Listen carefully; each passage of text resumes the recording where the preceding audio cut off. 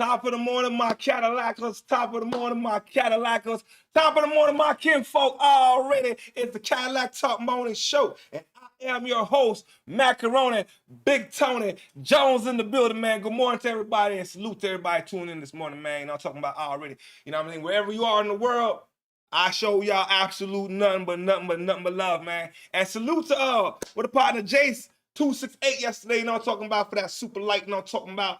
Smash up the like. If it's one thing you could do for the channel on the algorithm, man, smash up the like button. You know what I'm talking about? You know what I'm talking about? If you're not subscribed to the channel, become a newest Cadillac to the channel, hit the subscribe button. We on the road to 2,000, you heard? We on the road to 2K. Hey, okay, man, we got a poll for the morning, man.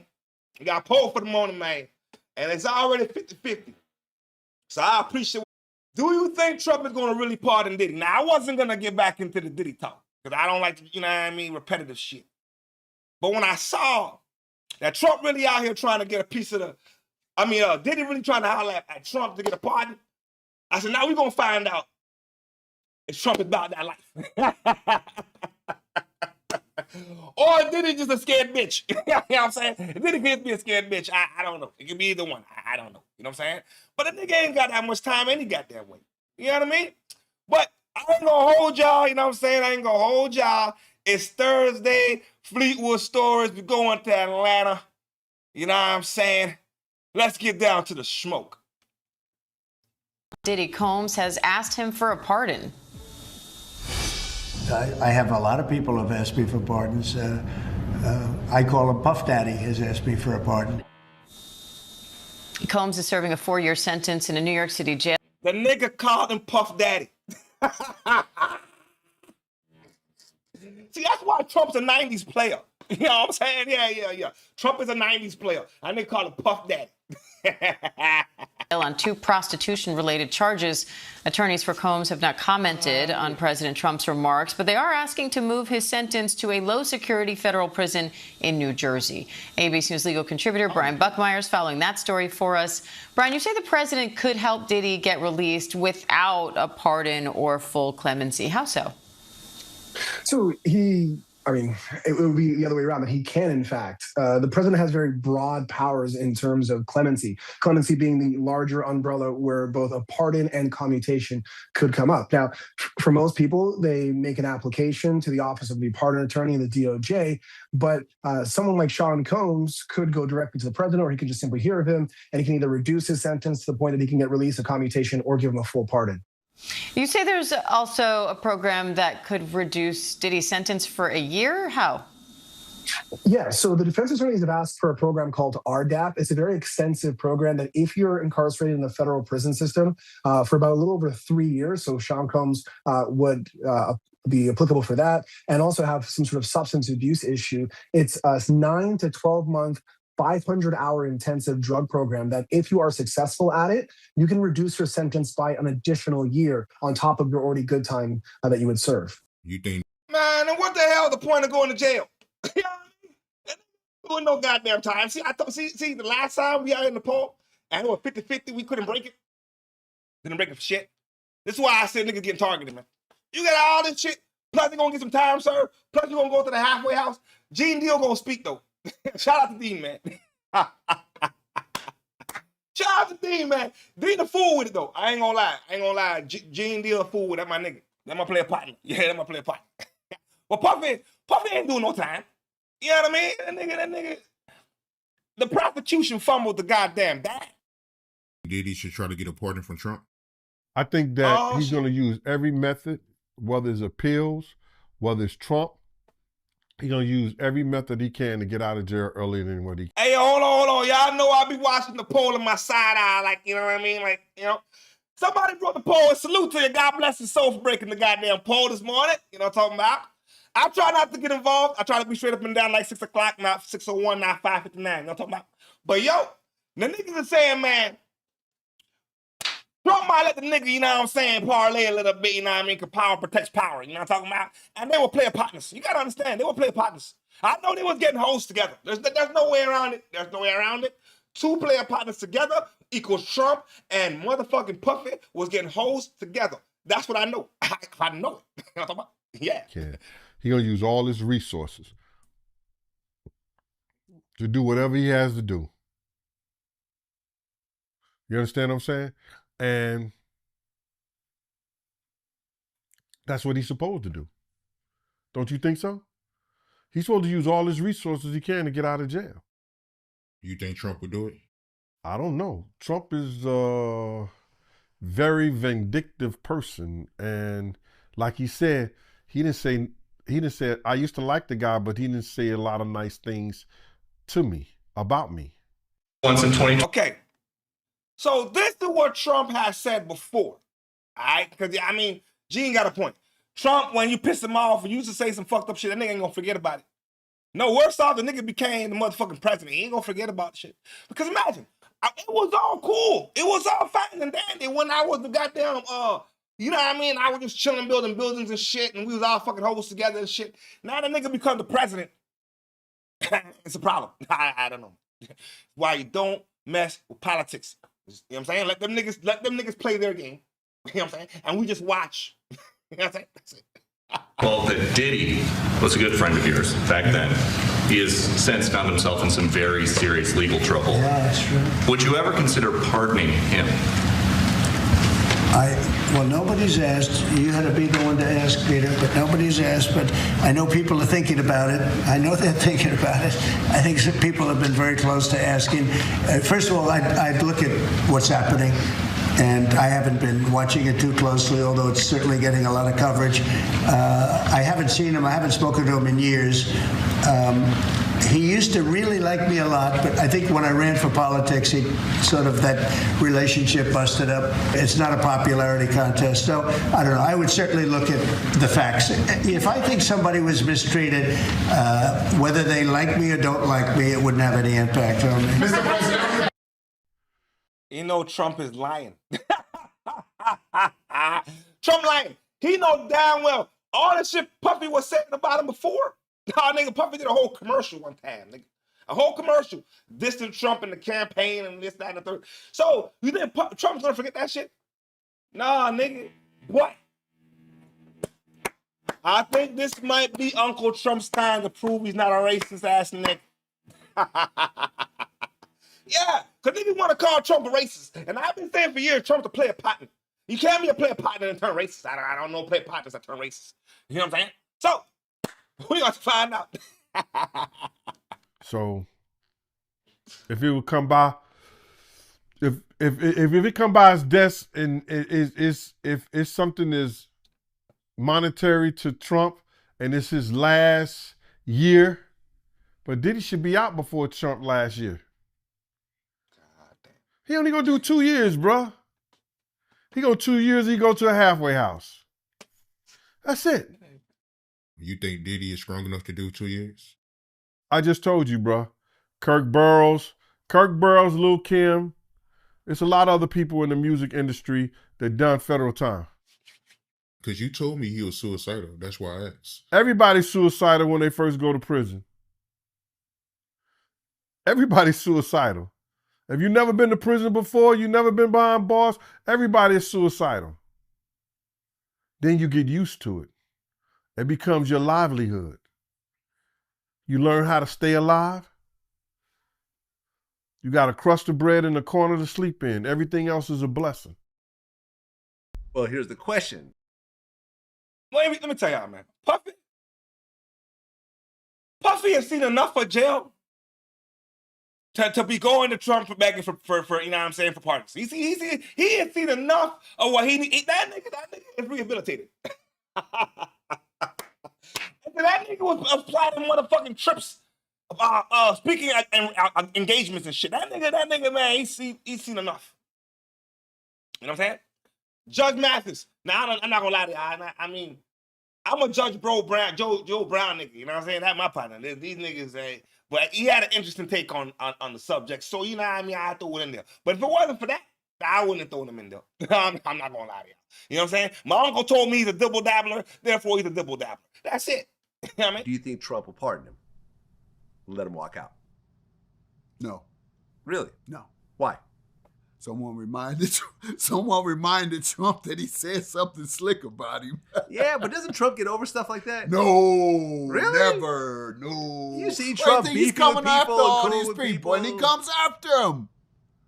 He's going after everybody. Well, listen, Elon Musk went after Trump, and the two of them reunited at Charlie Kirk's funeral. Seemed like they were cool again. A politician doesn't really hold grudges, it seems.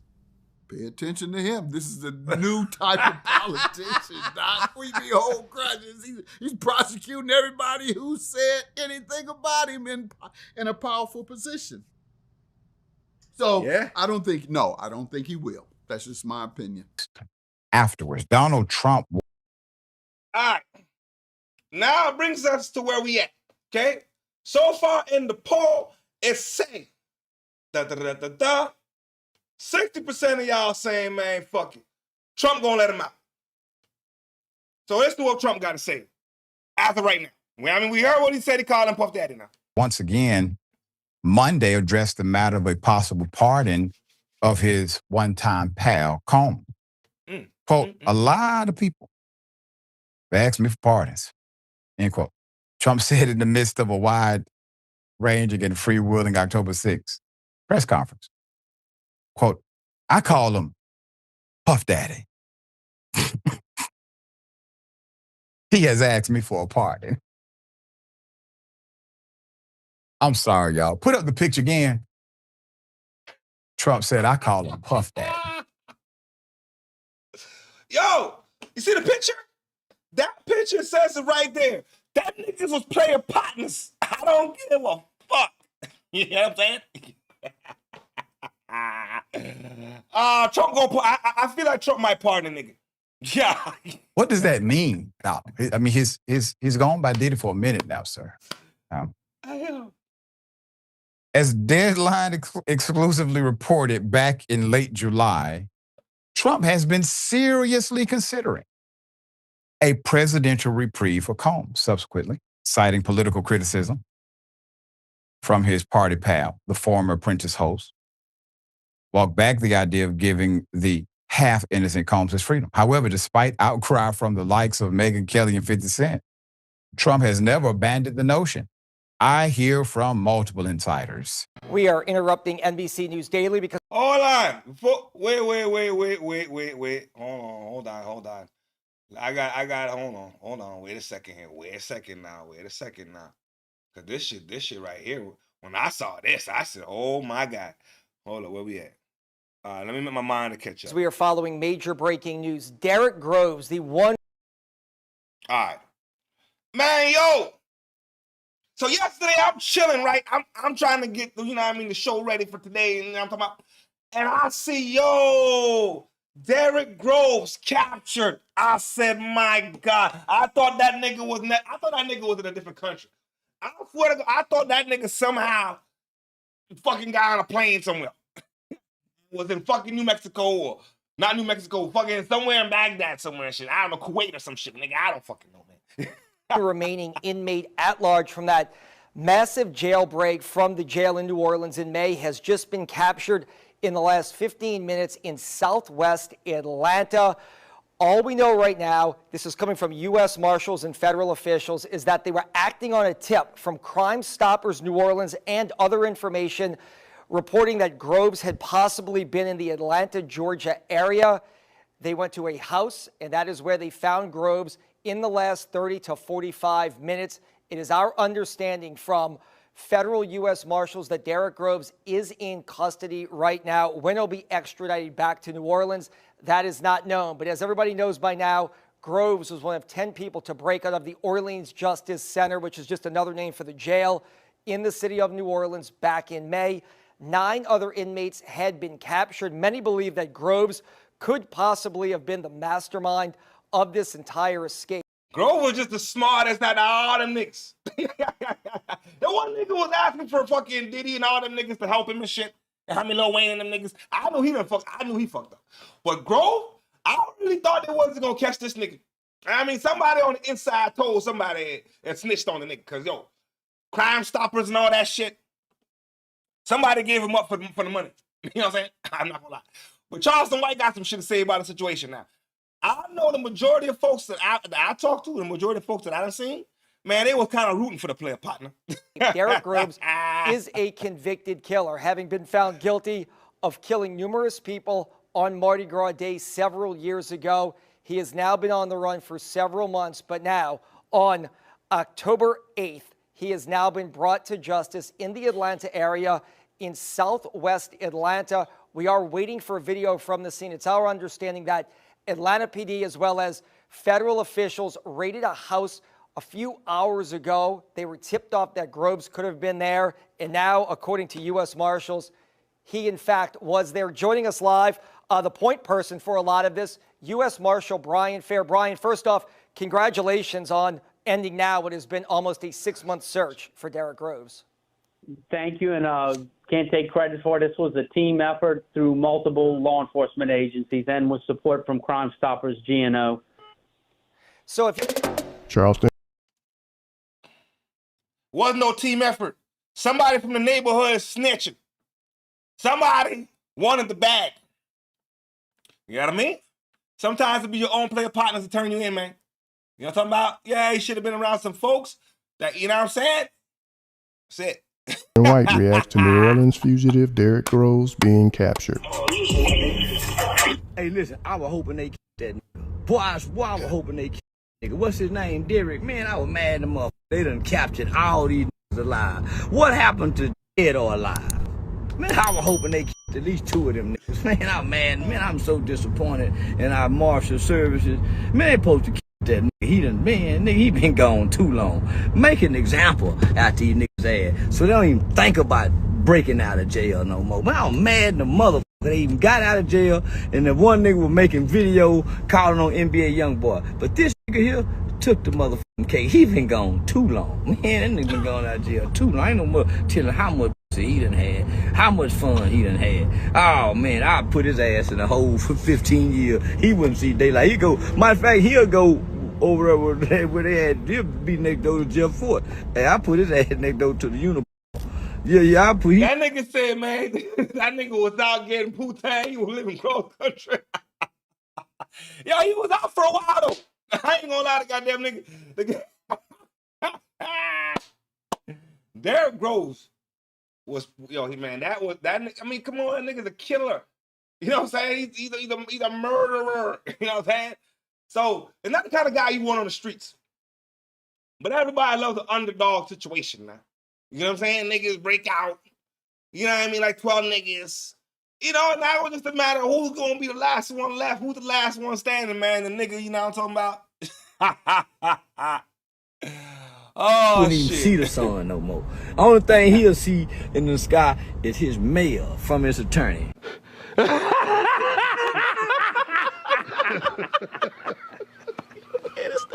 At this point, yo, man, look, this Durk situation right now is getting kind of hectic, man. It's getting really hectic, man. I don't know if Durk gonna come home, but I feel like, I mean, personally, I want Durk to come home, but I don't know, man. So we gonna break it down right up to the nitty gritty what's happening right now. You know what I'm talking about? I don't know if Durk's case is getting better or worse.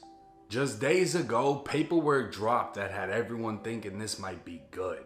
Durk's 4 lawyers, led by legal powerhouse Drew Finling, filed a motion to dismiss the entire indictment. But they didn't just attack the indictment, they targeted LA's top federal prosecutor, Bilal Isaili.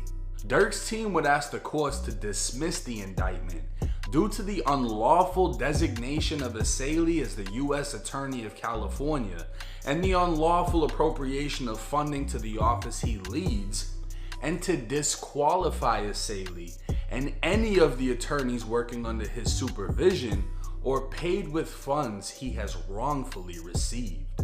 Now this is what happens when you pay your lawyer the big bucks. They do their motherfucking homework. Isaili was sworn in on April 2nd, 2025, but several federal public defenders have filed motions against him to dismiss him and his team. He's accused of operating without proper lawful authority, not qualifying for his role, and several recent decisions in federal court dismissed others from their positions for doing similar actions. So Durk's team wasn't just trying to say the indictment was bullshit, they're trying to get the top federal prosecutor in LA fired. A second motion to dismiss Durk's case, to be honest with y'all, from the get-go, I don't feel like the prosecution the feds got enough legs to stand on. You know what I'm saying? Unless niggas is coming right out and saying, yo, this nigga said X, Y, and Z. I mean, a text message, goddammit. You know what I mean? You gotta be deeper than that. We could have been talking about a lot of goddamn things, man. You know what I'm saying? And now the Bilal nigga, I don't know, man.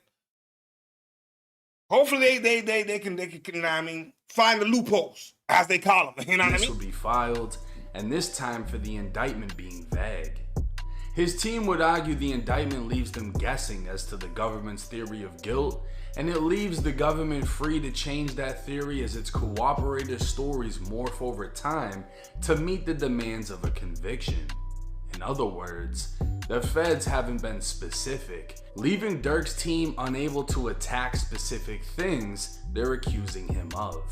Because of that, anyone cooperating against Durk can easily be manipulated into saying what the feds can use to convict him. Everyone knows Durk has been charged with murder for hire, alleging he offered a bounty for the death of Quando Rondo. They'd further allege he used coded language that made it clear Quando's killer would receive money or money opportunities within OTF.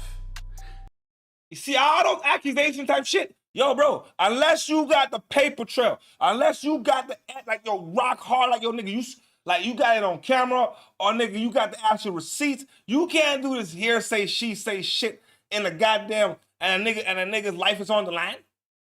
You know what I mean? Like, come on, man. I don't give a fuck if my niggas was in LA or not. How do you know that I sent them there? Come on, man. You need some rock solid evidence for that shit. Durk's legal team want to know when, where, and how the coded language was communicated. What were the rewards or opportunities promised for the murder? Durk is accused of directing men to fly to Los Angeles, track, stalk, and attempt to kill Quando. But when, where, how, and who did Durk give these directions to?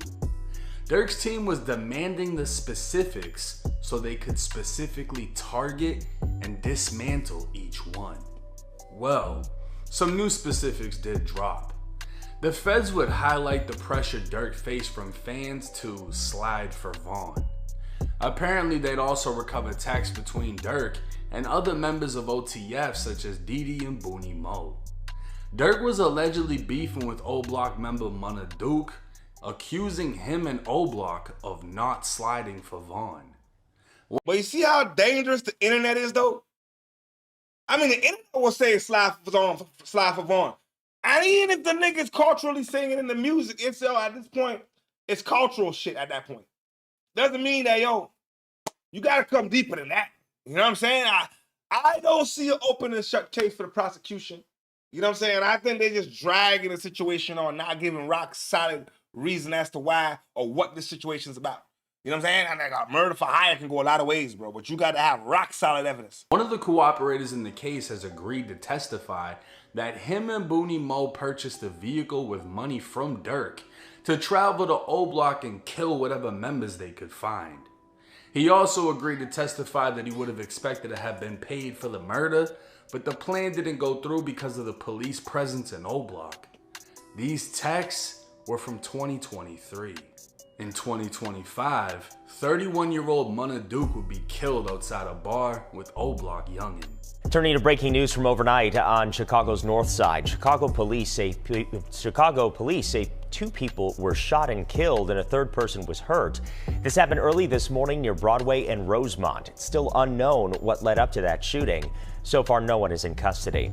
At this time, no one has been charged with the shooting, and in no way has Durk been connected. If Durk is able to beat this case off a technicality like the prosecutor is illegally working, that would be some insane shit. But in all reality, he'd most likely just get re-indicted, or at least that's what I would assume. It's hard to say if any of this is looking good or at least better for Durk, because the accusations are still punishable by forever and don't seem to be letting off that forever part. The feds would also highlight Durk as showing a repeated disrespect and willingness to impede the judicial process. From phone violations to getting caught with an Apple Watch, the feds would claim Durk has escalated his defiance of BOP rules that keep witnesses and others safe. They'd find it even more troubling that instead of accepting responsibility, Durk attempted to destroy the watch and impede the investigation. Well, what do you expect a nigga to do? Come on, man. Sometimes folks gotta understand niggas. I mean, I'm locked up. I got this watch. I ain't supposed to have it. What the fuck you think I'm gonna do with it? I'm gonna, nigga, it's gone. It's going down that toilet. I'm gonna break it. I'm gonna do what I gotta do with it. But you not gonna see it. You can call it impeachment. I call it being correct. You know what I'm talking about? That's how I'm moving correctly. All right?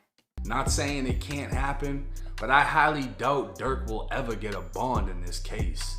This is going straight to trial unless Durk is offered a deal he can't refuse. This is your homework? Yeah. All right, man. Hopefully Durk can come home, man. You know what I mean? Goddamn nigga been locked up for a little bit, and I'm talking about it. Hopefully Durk can come home and parlay with the player partners. Go back to Chicago. You know what I'm saying? And do good for the community. Because this situation to me is like, yo, bro, you need a little bit more evidence for it to be rock solid. You know what I'm saying?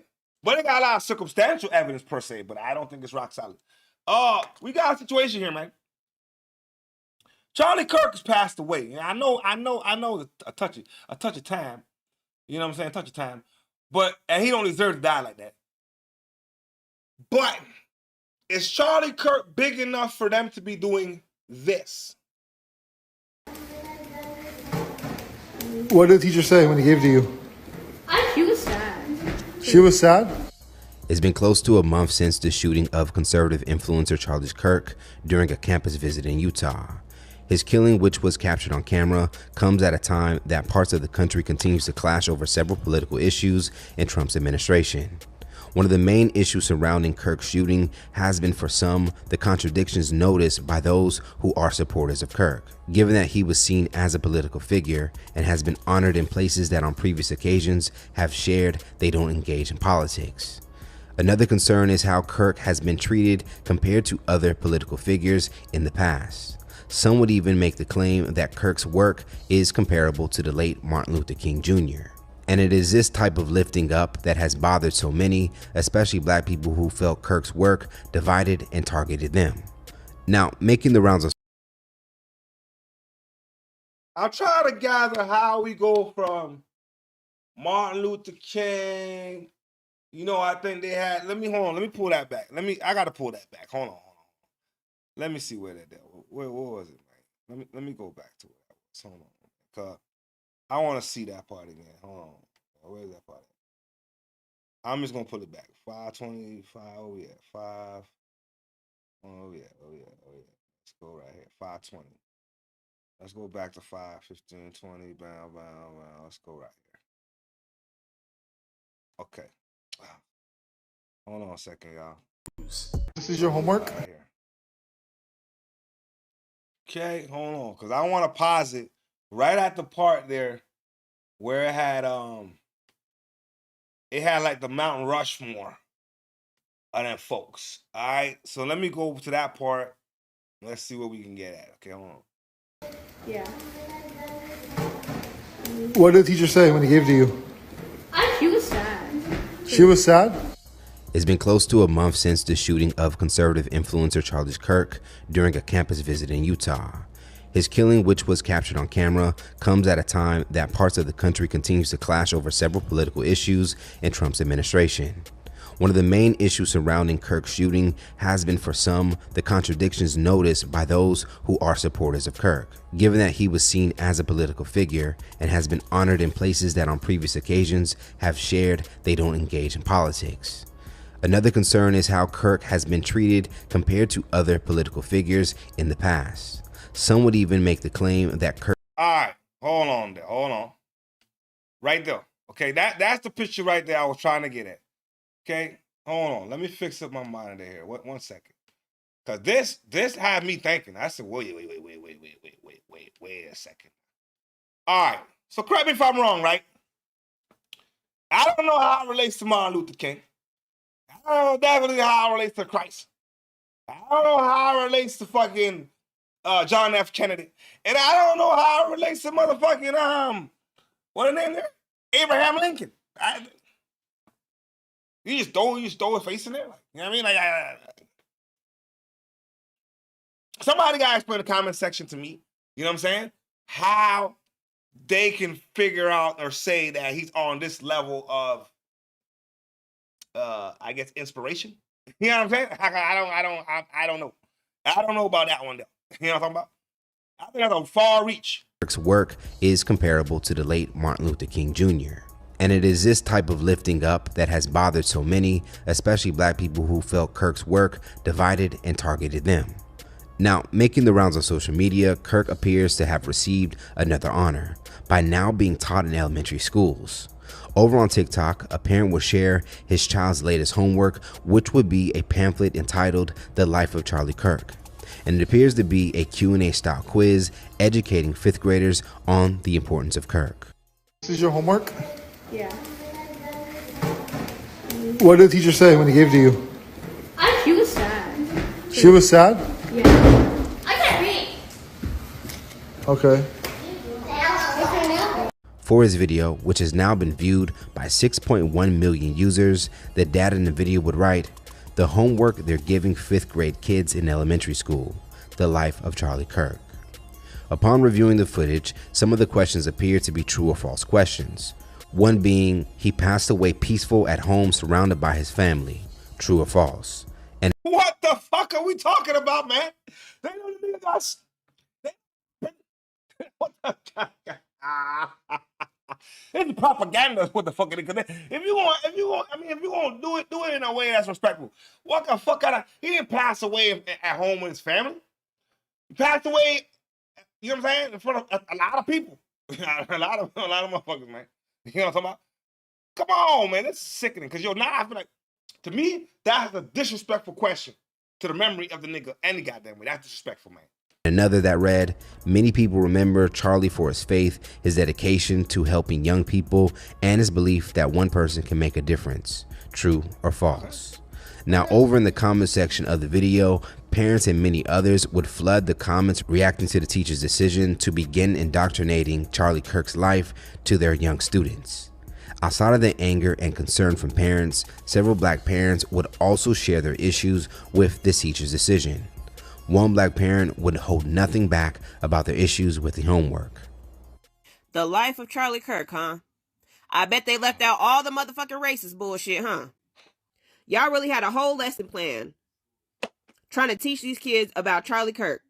Y'all don't even put this much fucking effort into trying to teach the kids about Martin Luther King. How is any of this relevant to a fucking child and their education? Why the f are they allowing teachers? If you gonna do it, you gotta play fair by the rules now. You can't, she has a point there, man. You ain't do half of this shit for us, for our heroes. I know you don't do half of this shit, a quarter of this motherfucking shit. It's, in their eyes, Black history started as slavery, goddammit. That's what the motherfuckers think. They think we started as slavery, nigga. To send kids home with Charlie Kirk homework like he was some fucking civil rights leader or some shit like that. He was a fucking podcaster. I wish my motherfucking kids' school would try to send them home with some Charlie Kirk bullshit. But I already know that ain't gonna happen. Because my kid's principal is a black woman. So I know that ain't gonna happen. So I know I ain't got to worry about that. But for the people that do, the parents that do, y'all better call these fucking teachers out. Y'all better fucking raise hell if they sending your kids home with some Charlie Kirk homework. Other black parents would join in and call out the teacher's homework. They would go on to write, "But we can't have anything about black history in school anymore."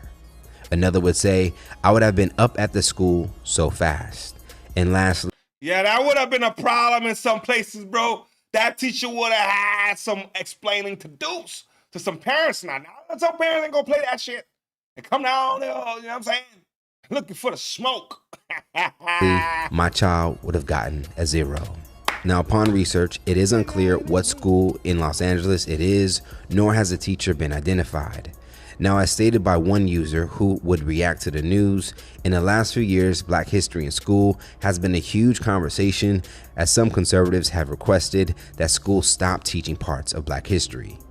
Just back in 2023, a Missouri school named Francis Howell School would vote to remove Black history altogether by its all-white board. So to see some... You see, that's that bullshit. So you want to erase Black history by an all-white board and then want to teach Charlie Kirk? See, that's where we're going to have problems. I'm not a racist individual. I'm a straight up and down like 6 o'clock individual. I ain't 6'1", I ain't 5'9". That's where you're going to have some bullshit problems. Because that right there is showing the hypocrisy, showing the fact that y'all niggas some racist ass motherfuckers.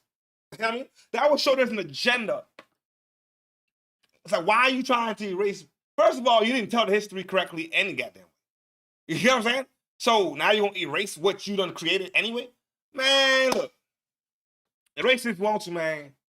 Our folks are still going to know our history. You know what I'm saying? It's up to us. You know what I'm saying? Yeah. Someone like Kirk making some students' homework without any pushback by the school of the student documented in the video is why so many have concerns.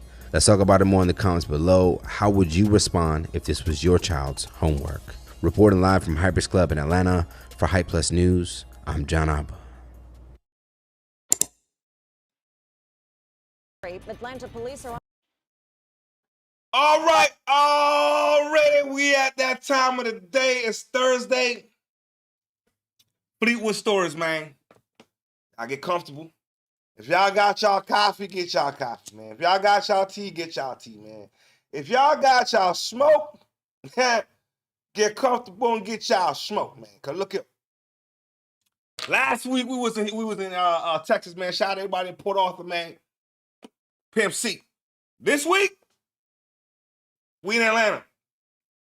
The final hours, a big nut. This is how now this breaks down the beginning of how we got into this YSL shit with Thugger, Woody, and all the rest of them niggas. You know what I'm saying? So we breaking it down this morning. To everybody tuning in, I appreciate y'all 100%, man. Smash up the like button one time for a player partner. And if you're not subscribed already, hit the subscribe button one time. Become the newest Cadillac to the channel. We on our way to 2K.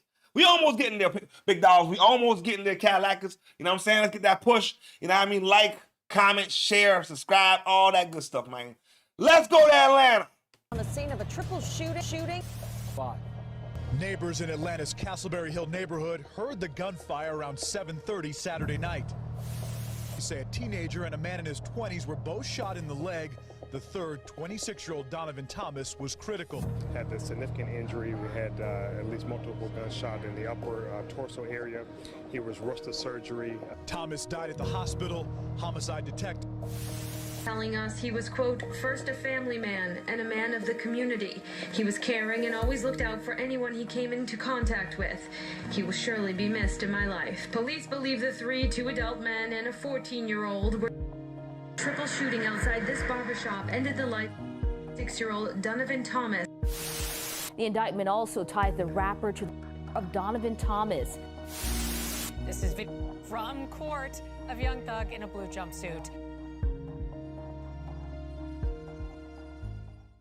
January 10th, 2015. A terrible tragedy was about to shake the streets of Atlanta. One of the most respected figures of the underworld would lose his life in a brazen attack fueled by gang rivalry. His name? Donovan Thomas, better known to those with gang ties as Big Nut, also known as OG Nut or Peanut. January 5th, 2015. Gang rivalry overflowed into a collision between two camps that began the clock ticking down to Big Nut's ultimate demise that would take place just 5 days later. The two gangs in question were the Inglewood family, known shortly as IF, and Young Slime Life, known shortly as YSL. Donovan Thomas, also known as Big Nut, was rumored to be a high-ranking member of the Inglewood family street gang, while famous A-list rapper Jeffrey Williams, also known as Young Thug, is labeled to be one of the founding members of the YSL gang. On that day, January 5th, IF gang member. So that's that. Hold on. Pause this right here. Hold on. Give me a second. Let me my Kelvin Watts attempted to rob All right. Now let me fix this up real quick. Give me a second, y'all. Let me fix this up. All right. So that's how we started off, okay? We got Thugger's crew. We got Nut. Now, as you can see, Woody in the middle. We about to break down the whole situation, because I'm not going to lie to y'all. When the shit popped off, I didn't have my ears to the streets. Now I got my ears to the streets, and I'm like, yo, when I got the story, y'all choppy. It's all over the place. So in this Fleetwood story, we're breaking it all down. When I had the replay, we're going to add all the present moment stuff in there and make it one documentary for y'all to understand exactly what the fuck is going on. All right, so right now we got two crews. You know what I'm saying? All right, let's go. YSL gang member Kenneth Copeland at Club Crucial. Atlanta Police Department gang unit investigators at the time believed what was widely speculated, that this altercation at the club incited the beef that boiled over days later, ending the life of Big Nut on January 10th, 2015. Big Nut was oblivious to the timer ticking down on his life. In fact, who many considered a figurehead throughout the city of Atlanta, had a friend and rapper he was at the time pushing to the world. His name was Rayshawn Bennett, known to the hip-hop community as YFN Lucci. From the crew, Young Fly N-Word. Y'all back down, man. Get with it, get it rolled over, man. This is your nut, man. I'm letting you know it. Sadly, Big Nut's enemies were in the shadows, plotting on ending his life. Aside from the altercation between the two camps, tension was brewing, and there still lies speculation that other events were at play that ended in a price being placed on Nut's head. On one theory, it was rumored Nut broke a sacred code of ethics in the gang culture and was talking to law enforcement about his rivals, YSL, affiliates of Money Murder Gang. On the other end was a financial motive that police documents reveal could have added more fuel to the already blazing fire between the two camps. At the time, so we got a robbery. You know what I mean? Shit popped off in the club. We got potential snitching allegations. And then we got some money that's up somewhere. These are speculations. But this is what's boiling on. You get what I'm saying? So shit brewing on at the time. You get what I mean? I personally, as I listened to the story, I made up my own observations, but I'm going to let y'all come up with your own observations that we watching this morning. Already. Peanut was the manager of the rapper DeQuantis Lamar, better known as Rich Homie Quan. Documents go on to state that YSL co-founder Young Thug was requesting a collaboration with the rapper, but not only did Rich Homie Quan and Peanut not approve, but Peanut took a stand against it when Young Thug and his YSL affiliates tried to use intimidation and force to change his mind. It was at that moment. Okay. So now I see your motive. I see there's real tension right now. So Nut was the nigga. Nut had some artists, man. You know what I'm saying? Nut had Quan, man, God rest his soul. But Nut had some folks, you know what I'm talking about? So I can see how Thugger could be pissed off trying to get a record with the partner, and Nut shut that shit down. Nut said, nah, nigga, we ain't doing it. We don't fuck with them folk. Matter of fact, y'all still over there. We gonna be over here. That's in the conversation. But it doesn't end there. Unfortunately, it does not end there. You know what I'm talking about? Peanut understood the gravity of who he was facing, and as recounted by family members, he became fearful that his life would be targeted. His fears were right. On January 3rd, 2015, 7 days before his demise, YSL member Young Thug and Demikion Carlington, also known as D or Sarfax, sent a chilling message of things to come. On D's Instagram account, both were seen in a picture with the caption reading, "We ain't going back and forth." It was already decided by YSL that the time for talking was over and action was the next required step. January 7th, 3 days before Peanut's assassination, the transport to do the crime was rented by Young Thug, a 2014 silver Infiniti Q50 sedan from Hertz Rent-A-Car. The days were counting down, and so was the lifespan of Donovan Thomas, also known as Peanut. Hours away from... Yo, the text message said we ain't going back and forth. That could be a lot of things. You know what I mean? If I'm in talking, you know what I mean, from a standpoint of if I got caught with doing the crime, I'm gonna be like, oh nigga, what you talking about, man? We talking about a lot of different shit, man. I ain't going back and forth in this conversation, man. I gotta go to bed. You know what I mean? Maybe that's my way of saying goodbye. I ain't going back and forth. You know what I mean? See you tomorrow. Losing his life, Young Thug and his YSL associates put a plan into motion. January 10th, 2015, Jeffrey Williams, aka Young Thug, was in the Infiniti he rented just a few days earlier when he spotted Thomas standing outside of a barbershop on 330 McDaniel Street in Atlanta. Thug was also with Garlington, aka D, Shannon Jackson, aka Shannon Stillwell, aka SB, DeMonte Kendrick, aka Yak Gotti, Demise McMullen, aka Nard, and Justin Cobb, aka Doo-Wop. According to police documents and testaments from a key witness at the scene involved in the crime, Young Thug loaned the car to his YSL affiliates to carry out the hit on Peanut. At approximately 7:22 p.m., the shooter, who was said to be Jackson, aka SB, shot Peanut dead as he stood in the parking lot of the barbershop. The shots came from a motor vehicle, the same one that was rented and loaned to him and his other assailants by YSL co-founder Young Thug. Peanut was hit multiple times on the upper area of his body and began the fight for his life, while two others, one being a teenager, was injured in the attack. He was rushed to the nearest hospital where doctors attempted to save his life, but unfortunately, he succumbed to his injuries. Police officers believed Peanut wasn't a random passerby, but specifically targeted and assassinated. His passing sent a wave of emotions through the city of Atlanta. Some angry, others hurt, and some, like his rivals, were celebrating and making a mockery of his passing. The words "slat" were later spray painted on his tomb, and it wasn't a secret who the street terminology belonged to. Young Thug publicized the use of the term, and it is a regular term that is a part of how he talks. This is why I say trill music is not drill music. These motherfuckers is telling on themselves. This nigga is lucky to be out right now on the road. He's lucky he's out. You know what I'm saying? That nigga got to take a deal. Because they all looking back. That nigga's supposed to be in jail right now. The nigga's supposed to be locked up for life over this shit. I'm not gonna lie to y'all, man. I don't know how. With all this evidence, man, the streets must have really just died down and let it be. Cause, nigga, I'm surprised niggas ain't sliding for nothing. You know what I'm saying? I'm surprised slide for nothing to pop out. You know what I mean? Slay. Young Thug even has a track titled Slatty on his album Slime Language 2, featuring one of his assailants that was involved in taking out Peanut, Yak Gotti.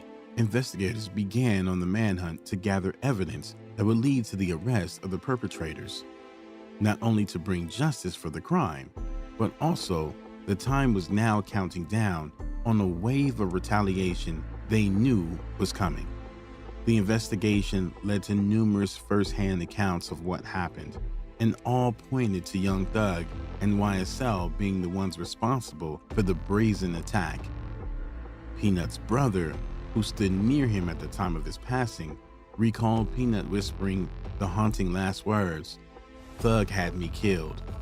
Further investigations led to officers obtaining a key witness involved in the incident, Kenneth Copeland, aka Little Woody. Woody first denied all. All right, here's the part where Lil Woody come in. But you heard what the little cousin said?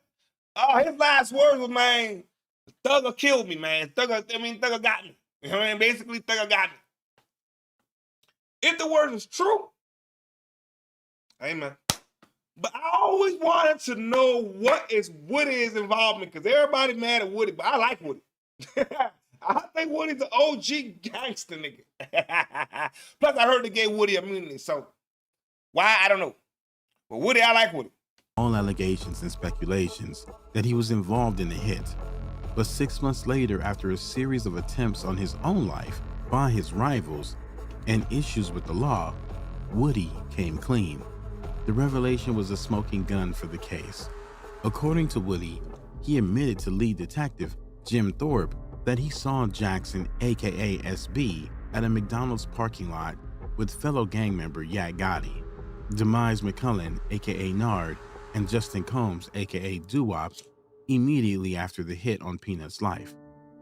He further went on to state that at the same time, fellow YSL gang member Demikion Garlington, aka D, told him that SB, Yak Gotti, Nard, and Doo-Wop had just murdered Peanut. Woody was the one tasked with picking up the other members of YSL involved in the homicide at the McDonald's location. Upon entering the vehicle, Garlington, aka D, went on to confirm to him that they murdered Peanut during a drive-by shooting in which they used the silver Infiniti rented by YSL co-founder Young Thug. The hit set off a series. Woody snitched. God damn it. God damn it. God damn it. Why, Woody? But if you hear Woody tell it, Woody say he ain't snitched. So now when I put it all together, I'm gonna let y'all make y'all decision. Cause I don't pick sides. I just bring y'all, you know what I'm saying, the story. And you know what I'm saying? We rock and roll and we roll and we rock and we converse. That's what we do. You know what I'm talking about? But goddamn Woody. Huh? Why you gonna do something like that, player? Why? You know what I'm talking about? Why? Of events that led to a bloodbath throughout the city, claiming lives and fueling a gang rivalry that still continues today. Peanut's close friend, YFN Lucci, has been locked in a wild back and forth with YSL and Young Thug ever since. In May 2019, this nearly resulted in YFN Lucci suffering the same fate as his friend Peanut when his Mercedes SUV was targeted in Atlanta.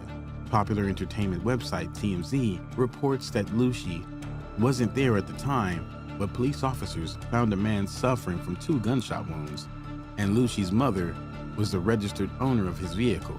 In a clip obtained by TMZ showing just how intent his assailants were on claiming his life, bullet holes can be seen all through the vehicle. Then again, in June 2020, YFN Lucci was targeted at his music video at the 600 block of Martin Street.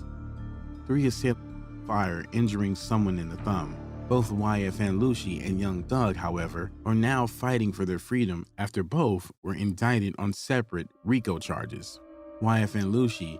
Now, okay, that's where in the documentary, when we watch the playback, I'm gonna add all the present day moment of what's going on.